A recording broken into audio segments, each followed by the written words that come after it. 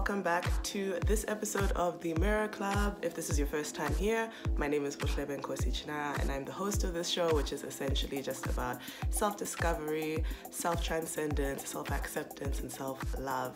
And I have a really exciting guest today.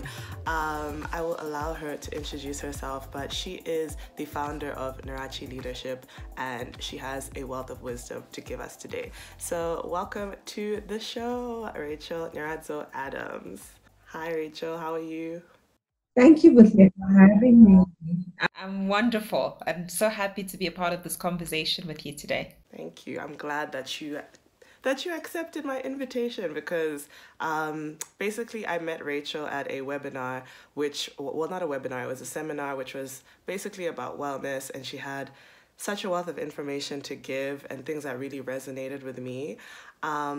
But I gave sort of like the Instagram or social media bio. I'd like to ask you from your own mouth, who is Rachel Nyaradzo Adams? What are you about? What do you do? And what brought you to the place that you do what you do? Oh, thank you so much. Let me start from the back end of the questions you asked, and then I'll move forward to explain what I do now. So, Sure. My journey was initially a lot about just being in recognition of how ungrounded I was, how nervous I was, how fearful I was to be in the world, how disconnected I felt from myself. It felt like I lived outside of my body. And I'd felt this ever since I was a child. And I think a lot of it had to do with, the kind of experiences I was having as a child that acted to, I think, disconnect me from authentic self, authentic power, that acted to disconnect me from a sense of feeling like I had permission to be in the world. So I was consistently questioning my right to be here, my right to be in a room, my right to experience things. And I remember also being profoundly aware that this felt wrong. It felt like there's something wrong with this way of being in the world. Surely there must be another way of being in the world. And I'd often watch people who seemed very sure of themselves or who seemed very grounded. I thought, what is that? I want more of that. I want to experience more of that. And so that started me off on a journey since as far as I can remember of consistently asking, how can I experience differently?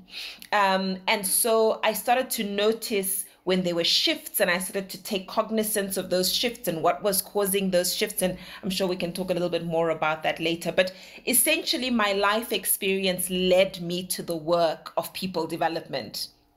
I finished my education in Zimbabwe. I did up until, A levels, and I'd always been interested in the humanities and arts. And when I went to university, what really stood out for me was walking into an anthropology class. I was shopping for classes and trying to figure out what I wanted to study.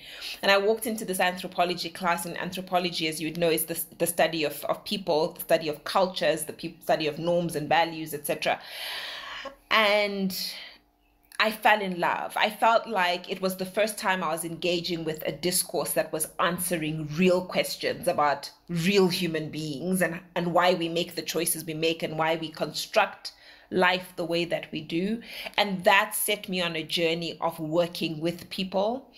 So now I do work in leadership development and transformation. I work with leaders, with individuals, with organizations, and the idea is to give them tools for personal mastery and for peak performance and for coherence within the group and within the self.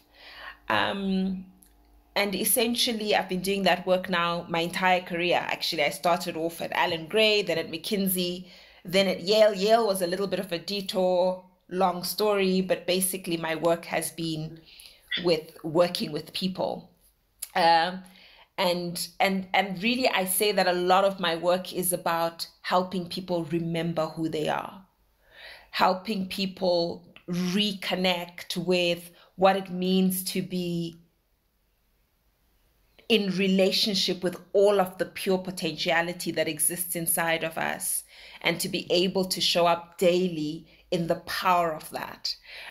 So whether you're an individual or you're a team, it's the same thing. What is your purpose? What is your the fullest version of yourself, of yourselves, and how can you access that? So that's essentially the work that I do. That's beautiful. Well, today's topic is to do with dealing with and healing from your childhood experiences. And you did touch on how like experiences kind of molded you into the person that you are, and about kind of like anthropology and understanding why we are the way that we are.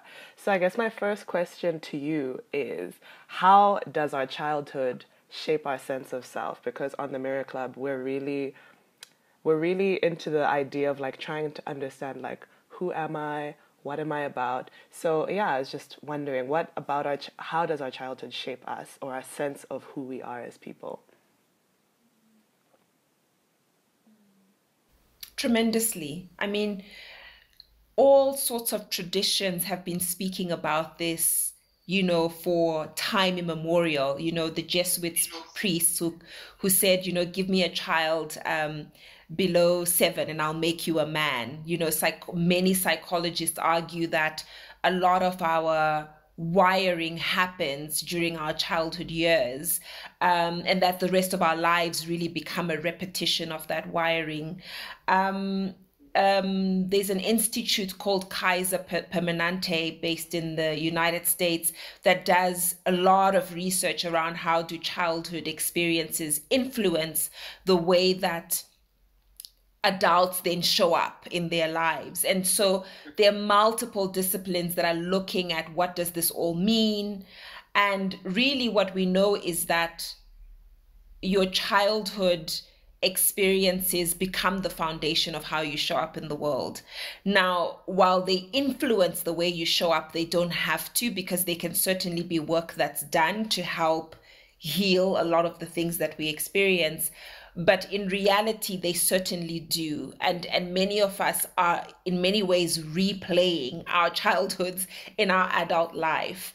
And so a lot of the work that I had to do on myself was about revisiting some of the childhood experiences that I had and seeing how they influence the way I perceive myself and perceive my life experiences, and, trying to undo the impact that they had on self-esteem, on self-actualization, on the way in which I perceive relationships, and the way in which I enter relationships before I even perceive them. And so it's important that we always be in relationship with the fact that our childhoods do have implications. In fact, the research done by Kaiser Permanente shows that, for example, children who've experienced traumas in their childhood are more likely, for example, to be diabetic, develop cancers, become alcoholic, be suicidal, and have mental health issues.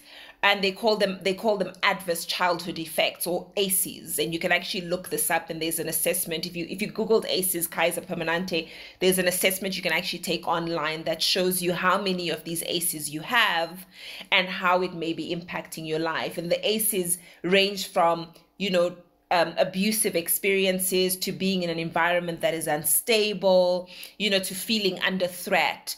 And all of these as a collective then influence, if you imagine, not only your biology, because children who are continually stressed are continually then producing cortisol and adrenaline into their systems and inflaming their systems. And so over time, the system is overloaded and overburdened with stress hormones, which then impacts, for example, resilience.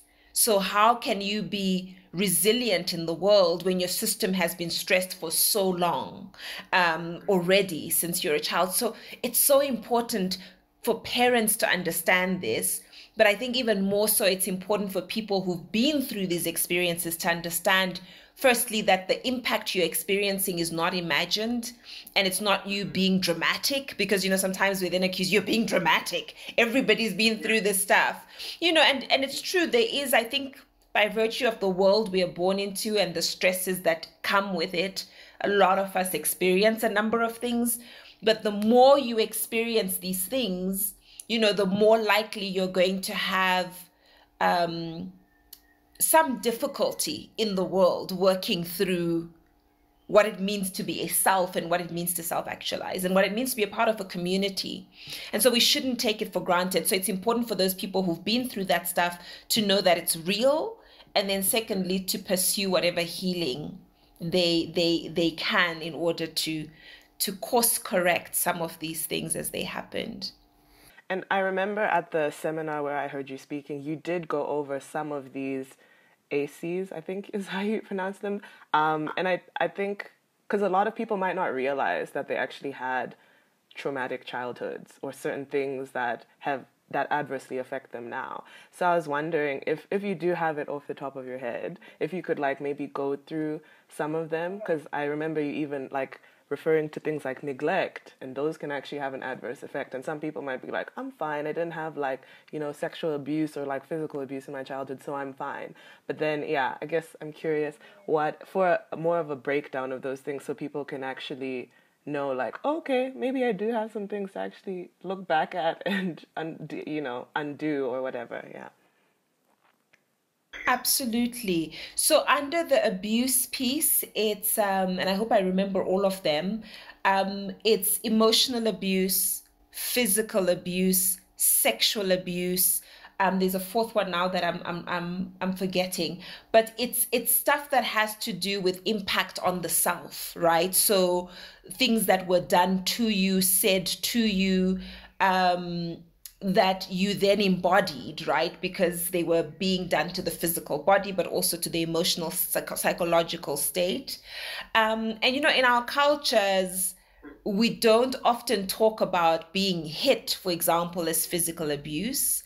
And actually it is, right? I remember reading, I can't remember where I was reading this, but years ago when I started to do this work, I remember reading somewhere that said, for a child, they can't tell the difference between being slapped and being punched. It's the same thing. For the child, it's a visceral, traumatic experience that's kind of why is this abuse being given to me? And in fact, Alfred Adler, who is a psychologist that most people don't know about. People tend to know about Freud and Jung. They don't know about Alfred Adler.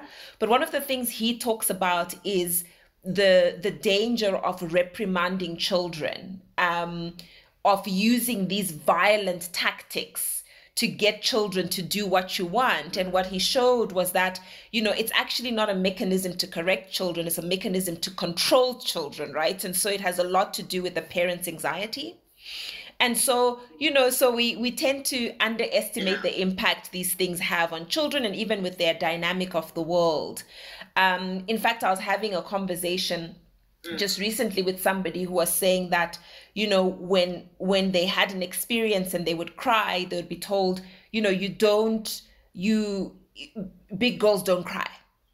And so what happened is it invalidated whatever experiences that they were having. And that's emotional abuse. You are not allowing emotions, which are energy in motion, to pass through a child's system because you're telling them that's an incorrect emotion.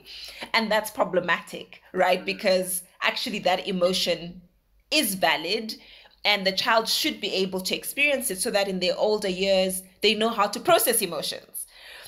So that's very important. Yeah. And then the other ACEs fall under the category of the environment. So, for example, was there drug taking in your environment?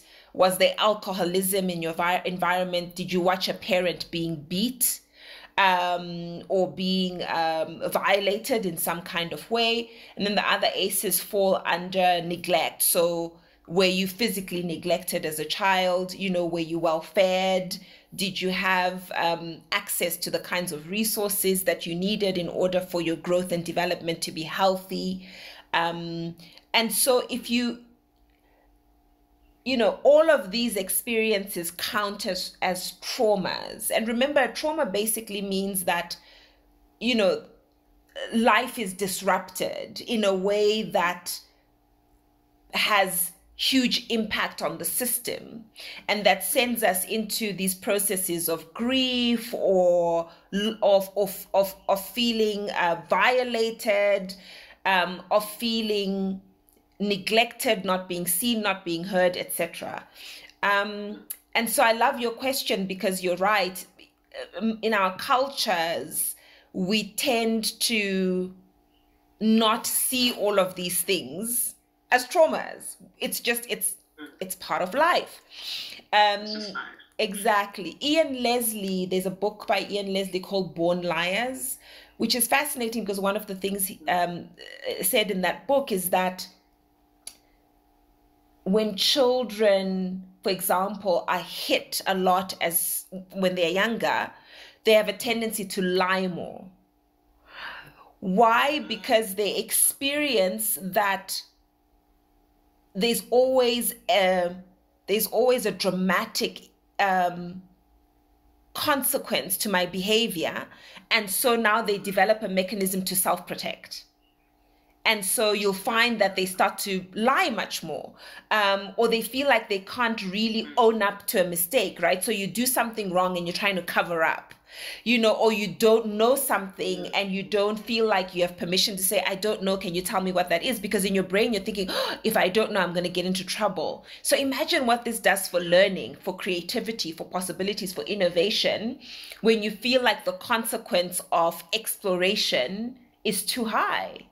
So it creates this false sense of unsafety in the world that then has impact for the rest of our lives. Yeah, I totally resonate with that. I grew up in an environment where I used to get beaten a lot, to the point that now when I've spoken about it as an adult, extended family members have come in and be like, you can't say that, that's abusive, your parents gave you everything. Like, just that was the norm in our family. Like, kids get beaten, and being told, like, people bringing Bibles to tell me, see, the Bible says spare the rod, spoil the child. Being beaten is like normal. But I see so many things now as an adult where, like, I am deathly afraid of conflict. Well, I'm working through that now I can actually, like, say how I feel about something, but I'm always like denying my own feelings so that there's no conflict, because in my mind, conflict is always, the result is always violence towards me, right? Or like things like just like you're saying, wanting to maybe lie about certain things, make things not seem as bad as they are, even in terms of like my relationships where maybe it's friendships or romantic relationships. Generally, I'm always earnestly trying to do my best. When I come to someone, I'm always trying to do right by them, because that was the way I was brought up. It's like your existence is supposed to be completely accommodating to us. So I'm always trying to be accommodating to other people, that when I maybe make a mistake and hurt somebody, then they call me out on it. It's like I get so defensive. And in my mind, I'm like, there's no way that I was trying to do that, because I know my intentions, I'm always trying to do right by you. And it's because instead of it being like, oh, okay, this person was hurt by what I've done, it's very simple to just take a step back and apologize. You get defensive because the punishment is so dire in your mind. Because when I was growing up, I would get beaten for things that I didn't actually intend on doing. Like, it's like, oh, you're being deceitful. And it's like, yo, no, I didn't mean to do that. So that's how these things kind of end up showing up in, I guess, your adulthood. So I guess I'm curious if there's some things that you typically find in people that it's like a personality trait, a habit, or whatever it is, and you're like, okay, I can trace this back directly to something that went down in your childhood. And I guess what I'm more curious about are some of the more socially acceptable things that we look at and we're like, oh, okay, that's just normal. Are there any that you look at and you see? For me, one of the big ones in Zim is like alcoholism, where it's just very acceptable, but it's like, okay, maybe there's some things that need to be dealt with. I don't know. What have you seen in your work that are very typical indicators? Yeah, isn't it fascinating? Alcoholism, and again, if you think of the ACEs, I think there's a national conversation around our child rearing habits, and I must say, as we launch into this part of the conversation, that I think it's important to also understand that our parents did the best that they could, right? They did what they understood and had been taught to understand is the way to raise children, so they actually didn't know any different. And my assumption, I'd like to assume that if they did, they would have done differently. But you can only work with the information that you have. But yeah, I mean, it's everything. It's small things, for example. Actually, let me not even call them small things because they tend to actually then lead to big implications in the world. So I also work from an embodied perspective, what we call somatic coaching. So working and looking at the body and observing what happens in the system. And, for example, I come across many people with very tight jaws. And often that is usually a sign that people are holding back on speaking whatever it is they believe to be true for them, right? Or they're always correcting the way they talk, right? And so the self-consciousness leads to almost a tightening because you're holding back, but can also be linked a lot of the time to nervousness that has been held in the system. People who are very stiff in the shoulders, there's probably a lot of fear, a lot of sort of You're calling grasping me out. onto hypervigilance. Hypervigilance, holding energy in.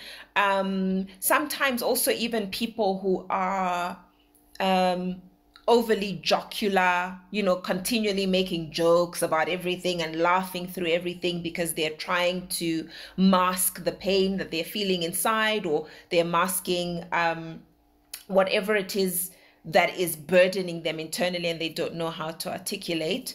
But, to your point, everything from believing that it's okay to beat your wife or beat your husband. By the way, that's something we don't talk about in our society, but there are women who beat their husbands. This also happens, right? But also not just physical abuse, verbal abuse, emotional abuse in our adult relationships as a sign of the anger that we've carried from childhoods about things that we didn't experience.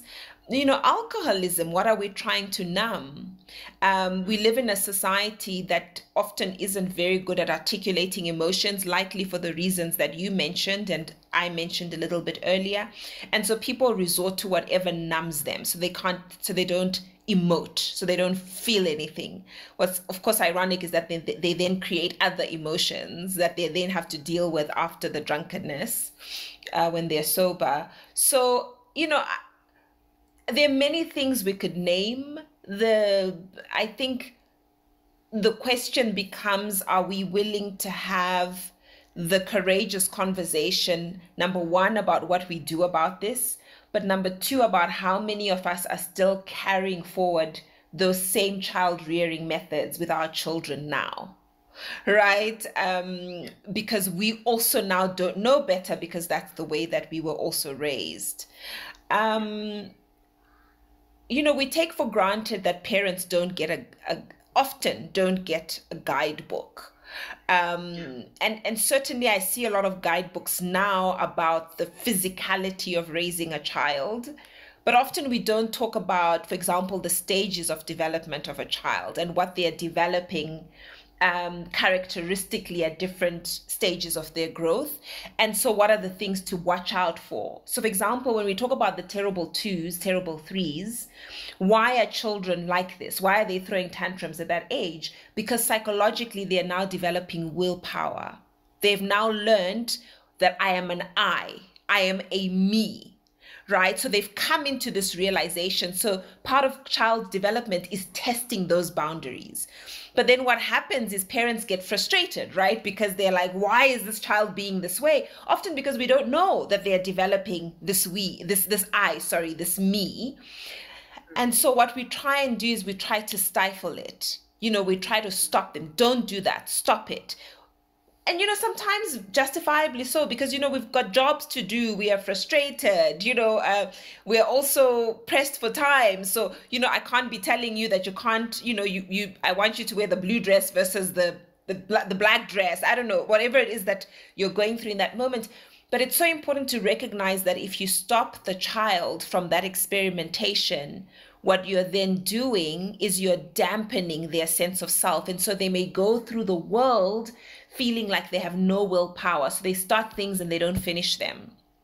They continually self-doubt and asking for permission in the world.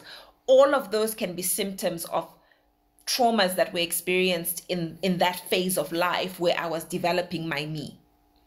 And so there's lethargy around my me in my adult life, because in my childhood life it was dampened.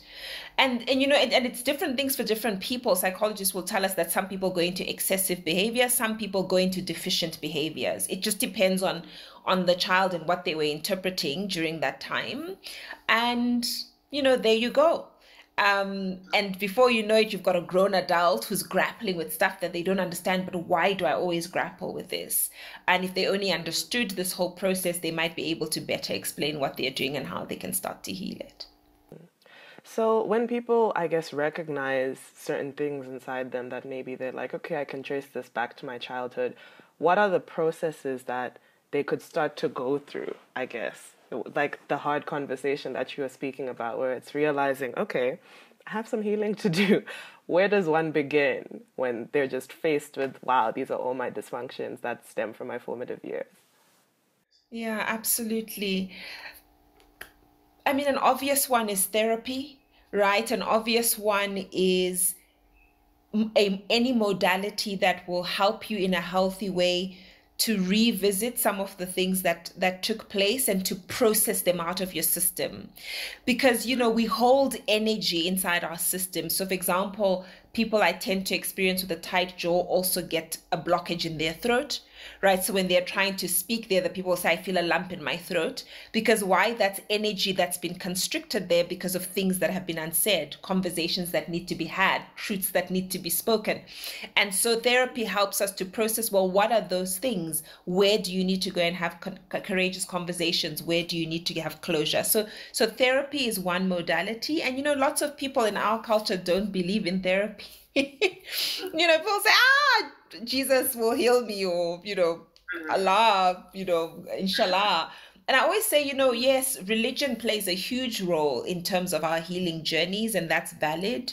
But some things aren't just processed. It can't just be processed in the spiritual, right? Or the esoteric. They have to be processed from your mind, from your body. What does that psychology look like? What does that embodiment look like? So therapy is one. Coaching is another, right? Finding somebody who can give language to some of the things that you're experiencing and help you have those ahas about, oh, so that's what that means. Oh, that's what that does. So what can I do about it? Somatic modalities of healing. The soma, of course, is the root of the word. Soma is the body. So somatic things, healing are things that take certain energy blockages out of your system, right? So people do various things. Reiki, sound therapy works for some people. Some people do child regression therapies that take them back into childhoods, but literally by almost doing a traveling journey backwards. Hypnosis. Some psychologists will argue that your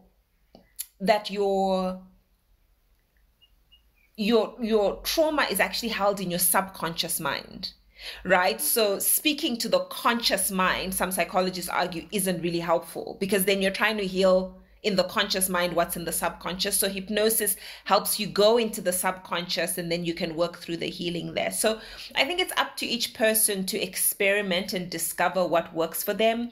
If you go to one thing and it doesn't work, don't be disheartened. There are many, many things that can work for you.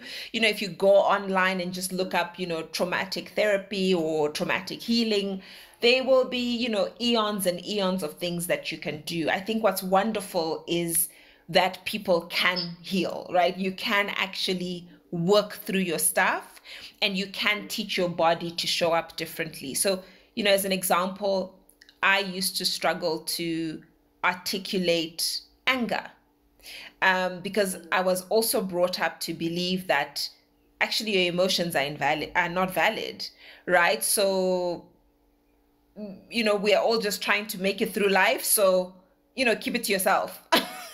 Get over it, work through it.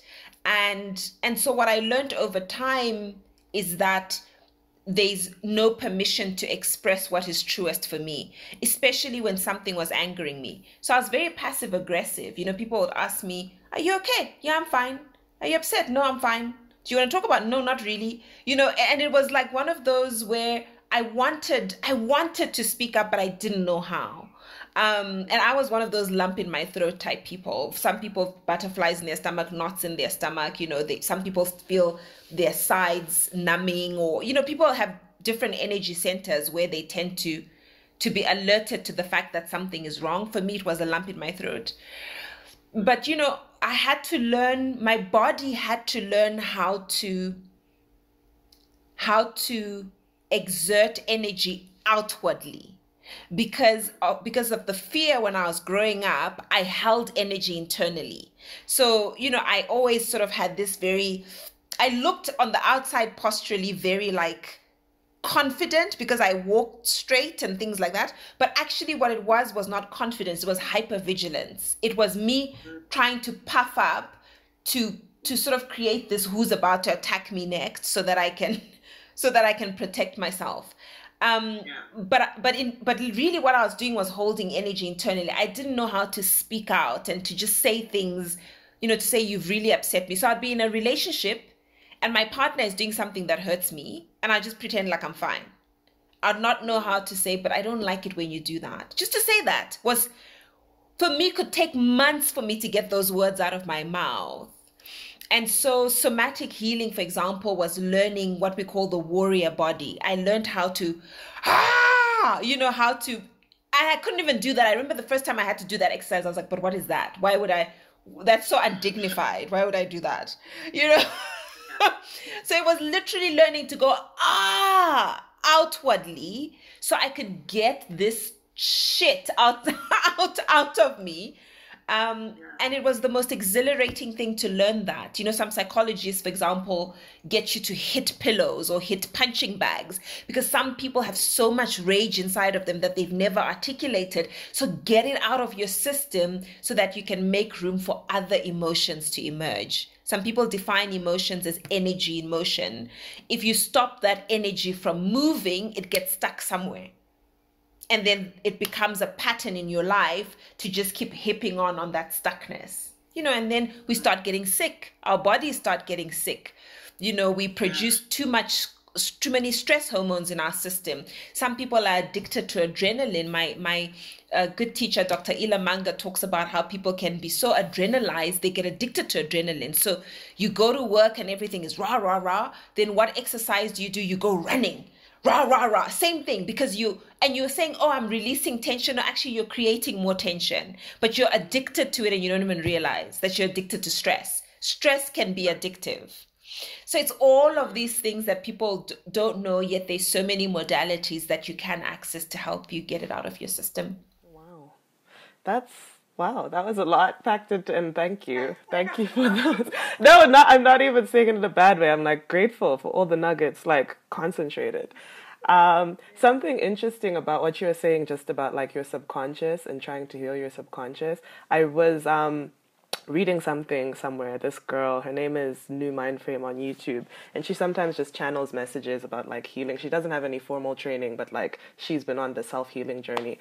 And she was mentioning how like sometimes to understand the messaging that's going on in your subconscious, you should just look at the state of your life around you, and then it can actually give you clues to like some of the messaging that's going on. So for example, like if you constantly like have a room that's not clean, or if you refuse to like go work out or whatever, maybe if you trace back, it's kind of like, yeah, like tracing back from that thing, you can see that it's like, oh, maybe you're saying, "I don't deserve to live in a space that that makes me happy, or that's like, beautiful and fulfilling. Or it's like you might be telling yourself, I'm not worth putting in that energy to go work out or to do this or to do that.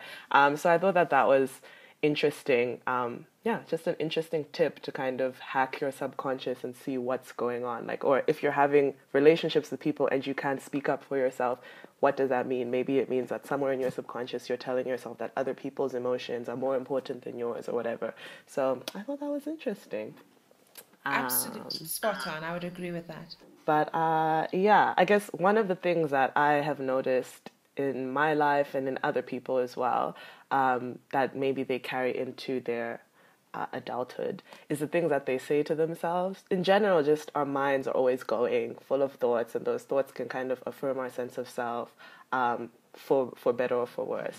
So I guess I wanted to speak about like punishing self-talk and how somebody can potentially, that might be stemming from their childhood, and how do you think are the ways that people can stop themselves from having those thoughts? Because some people might be like, for me, for example, when I was super depressed and I had a lot of punishing self-talk, my mom would just be like, happiness is a choice, and I'd be like, do you think I want to be depressed? Like, of course I don't want this stuff going on in my mind. But it felt so real, and it felt like I couldn't come out on top of the thoughts. It felt like they were crushing me. So do you have any kind of tips that people can use to maybe just not have the noise feel so real and so kind of like crushing and like prison-like? Yeah. So silencing the mind, techniques for silencing the mind, meditation,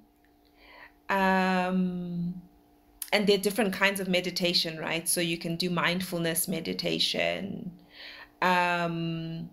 or some people do the kinds of meditation that are about chanting, for example, whether you're doing Ram or Om, whatever it is that creates this vibrational frequency. But, for many people, silencing the mind may be difficult when your whole intention is to silence the mind, right? So you get into the meditation and then it's like the mind doesn't stop because it keeps going. And so sometimes it's getting into activities that get you out of the mind. So to your point, exercise. Many people don't underestimate the impact of some form of exercise, right? That then creates a different hormonal, because I think it's, so the thing with the body is that it's a loop, right? Things are happening in a loop. So for example, if I have certain negative thoughts and I'm stressing myself out, then I start to create stress hormones, then my system is inflamed, and then my body is sending the signals that I'm stressed. So I go back into, but now I'm feeling this way and my body is feeling this way. So it like creates this weird loop. And so what you want to do is to create a different set of hormones and produce a different set of hormones in your system. So for example, exercise is very good for creating dopamine, right? And creating that high in the system. So often people are, think of the four basic brain drivers: sleep, what you're eating, exercise, and silencing the mind, right? So you can go to any of those four. Sometimes your brain is foggy and your thoughts aren't clear, or you're in stress mode because you aren't sleeping enough. The brain is an interesting entity in our systems because it cleans up only when you sleep. That's when the brain is cleaning up. So if you're not sleeping, it's not decluttering itself.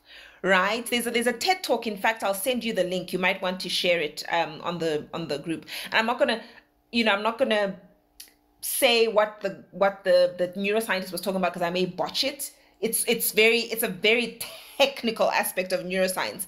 But essentially, when you go to bed and you sleep, your brain creates a system that allows itself to clean itself out that is not existent during the daytime. And so people underestimate the importance of sleep, right? And we live in a culture that doesn't sleep. We're Netflixing, we're working until late hours of the night, and we think it's sexy to not sleep. People say, oh, I was up the whole night. We take pride in not sleeping. And it's like, but now you're feeling foggy and you have no control over your thinking because your brain is tired. It hasn't had a chance to replenish itself. And so sleep is important. what kinds of foods are you eating? If you're eating the kinds of foods that inflame your system, sugars and too much oils, again, that affects brain health, right?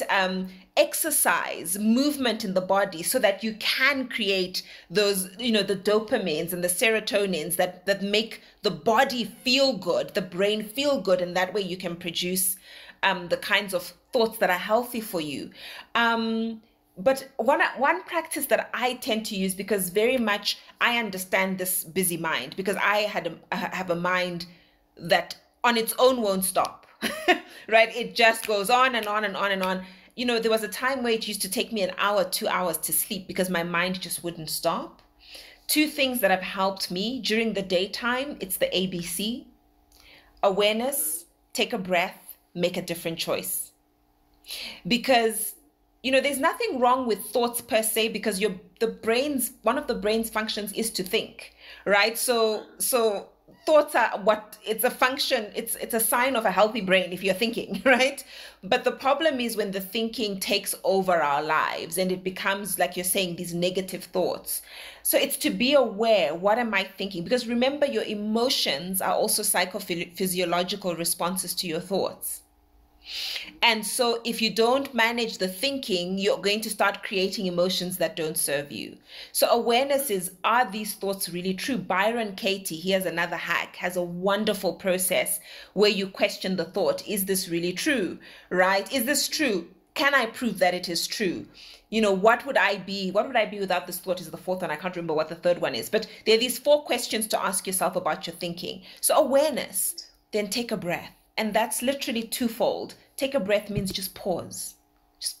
Just pause. And what I find helps me, for example, is taking myself up from where I am. So for example, if I'm sitting here, which is my desk, which is where I work, and I start to get into this negative thought pattern, I just stand up and go somewhere else, because just differently locating yourself puts your senses into contact with new information, and that will change your thoughts. But also literally take a breath. Breathe deeply. Many of us breathe up here, and that sends signals to the brain that you're stressed. Breathing deep belly breaths like a baby sends signals to your system that you're relaxed. And so just breathe. Even now when I do it, I can feel my system changes, right? I can feel my posture changes. I can feel my mind clears a little bit, because good amounts of oxygen into your system. And then make a different choice. Thoughts are not, they are not these things. I'm still actually reacting to that new breath. Thoughts don't have to control anybody unless you're letting them. So make a different choice means you know that you can have different thoughts and you can create new thoughts. At night, yoga nidra for sleep really helps to relax the system. Doing a body scan, breathing deeply, unraveling the thoughts of the day, putting them away, has helped me to access sleep more easily. So there's so many hacks that are out there in the world, right, that we can use, that support our system, that help us get out of that negative thought spiraling that we can get into, that then disrupts all of our life, really. That was amazing. So many tips. So the last thing I think that I'm curious about, that I've tended to see, because me and my peers in our age group are obviously in our 20s, the messy 20s, where we're trying to unpack and figure things out. And one thing that I tend to see a lot is that when people come into contact with their parents who perhaps inflicted, as you said, it wasn't necessarily always conscious, it's just the way that they thought they were supposed to parent, but inflicted certain abuse or trauma upon these children, when they get back in contact with those parents, it's almost like they revert to their childhood self. And a lot of those traumas continue to replay, and they're kind of stuck in this place where they can't really transcend it. Also, I noticed a lot of just people really feeling, and this was me as well for a very long time until recently, where because they're your parents, you love them, they're your first point of contact and your first point of interaction. all of the things that they continue to say to you today that might not necessarily be like helpful for your mental health or whatever, still like have such a hold on you. And like you feel like you can't even speak to them sometimes about some of the things, maybe the issues that you have or some of the things that you're trying to unpack. You can't speak to them because it will send you back to that child who was kind of distraught and devastated by their parent reacting in this type of way. How can people transcend that, for example, if they want to speak to their parents to get some type of closure, how can they allow themselves to do that without it like having all this weight the way that the parent might react? Or how can people just kind of get rid of the hold that our parents might still have on us even as adults? Because even though we are no longer children, technically, in the the age sense, we are still children in terms of our relationship with them. So yeah, what can people do to help kind of hack that now in adulthood? I breathe so deeply into that question because it's the hardest question, isn't it? It's like, what do you do with your parents? They're your parents. It's always going to be a tricky one, especially in cultures where the general belief is you don't tell your parents, you don't say to them, this is what you did and this is how I feel about it, because it's considered taboo. It's considered, that's not what you do with parents. I would say several things to that. The one is, and not just parents, right? It may be an uncle, it may be an aunt, it may be some adult figure in your life, a guardian, that inflicted something upon you. I'll say several things to it. Number one, radical healing. Sometimes if the trauma is so intense that you're re-traumatizing every time you're in the presence of this person, you may have to call for a timeout. So for example, if you were raped by an uncle or an aunt, or, you were molested, you experienced some really deep trauma, to be in the presence of that person opens that wound again and again, and you're supposed to then smile and pretend like everything is fine, and that also betrays your experience. And I would say it may well be because you're no longer a child, you're an adult, so you have permission to say, listen, I don't want to be in your presence, I can't be in your presence, and so I'm calling time out on this. So if you're present, I'm just not going to be there. That's a choice that's available to you. And people often feel like it's a choice that's not. It is. You don't have to keep going back into the presence of people who created these kinds of traumas. Number two, courageous conversations, right? And people say, what's the definition of a courageous conversation? It's the conversation you don't want to have. Right. And so it's opening up the can of worms and saying, guys, this is what I experienced and this is how I experienced it. And I think it's important that you know and understand that. Some years ago, I don't know if my mom will watch this, and I hope she doesn't mind me sharing this because I think it really healed us. My mom and I have I love my mom to death. Like, my mom is literally like my hero. But like any other relationship, we had our stuff, and oh my God, the 1 year we had this epic fight. And I remember, this was about five years ago, I remember sort of going into this conversation going, oh, I can't tell my mom anything because she's my mom. And also, I was like, what if she has a heart attack and she dies? What will I do? And then all my siblings will be like, you killed our mother. I was terrified, but there was so much I needed to say, and I just needed her to know it. And so before I knew it, I remember just saying, Rachel, say what you need to say, just speak it out. And we got into this. I mean, we were like having it. I mean, I'm doing that. We're not punching each other. It was words. It was a words fight. We were emotionally having it. She said her piece. I said my piece. We didn't talk for a good 2 months after that. Can I tell you, this healed my relationship with my mother. And so I also ask people, what you think you don't have permission for, are you sure you don't? Now, of course, speaking truth has consequences in the world. You can't control what's on the other end of the response. But I certainly think there's an invitation to children and parents to sit it out and be like, listen, this is what happened. not sit it out, sit together with it, sorry. Sit together with it and be like, this is what happened. This is how it made me feel. And I'm telling you this because why? And I just want to let you know that I let it go. I forgive you. Or there's some things that need to happen for me to be able to forgive you. We have to give ourselves permission to have these conversations. Otherwise, we carry stuff for time immemorial. And then the other piece is acceptance. I think many people then don't get over traumatic things in the past because they haven't accepted them. Just accept that it happened. You can't reverse time. It's happened. Acceptance doesn't mean you tolerate what happens. It just means you accept it so you can let it go. So I can't undo that there was physical abuse. I can't undo that there was sexual abuse. I can't undo that there was emotional abuse. It was there. It happened. It's done. But acceptance allows me to forgive and move past it so that I don't let the past interfere with the present.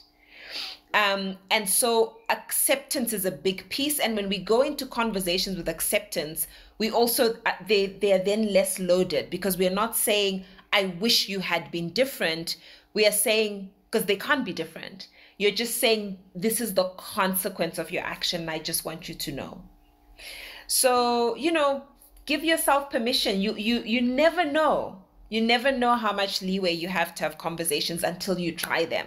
Yeah, I definitely agree. I love that. I love that sentiment because definitely I and a lot of people who've come up in probably cultures that are very traditional, very conservative, it definitely can sometimes feel like that's not an option.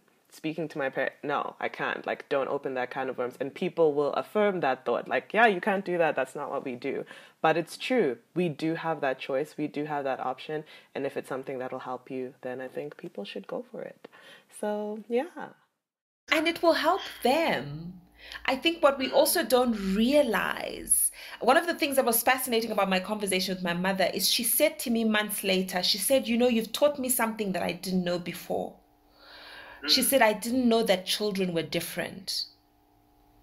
And that touched my heart because she realized in the conversation with me that she was treating all of her children like they were one entity, but she had neglected that we are different personality types. We evolve differently and we experience the world differently. And so I healed myself, but I also healed her in one aspect. And there's this wonderful saying that I love that says, when you heal yourself, you heal your ancestry. And I think it's so true because you'll be surprised because remember, likely what you're experiencing with your parents is a pattern. It also happened to them, likely.